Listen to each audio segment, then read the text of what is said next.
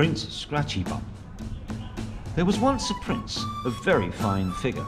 There was no other prince whose stature was bigger. Stout and strong, with a most handsome face, so unsurprisingly to every princess's taste. Well, that was at least until they observed for a while past his chiseled chin and shining smile, to the point where they had gone long enough to witness the prince give his behind a buff. Yes, it was shocking. No one could understand why he would suddenly take his princely hand, reach around his body and openly latch onto either cheek and give it a good old scratch. A most staggeringly unprincely thing to do, and most certainly a blotch on his character too, for unbeknown to him he had become known in many quarters as Prince Scratchy Bum, and many tried to see a reason for it, and for the fact that he appeared to adore it.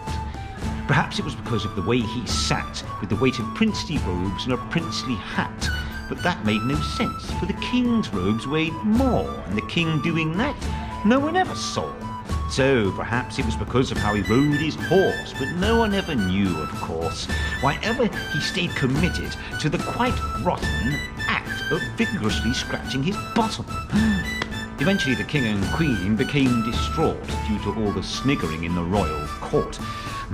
So they had a strong chat, but he paid no heed and just continued on with the dastardly deed, and due to that fact he kept things that way. He was Prince Scratchy Bum until his dying day.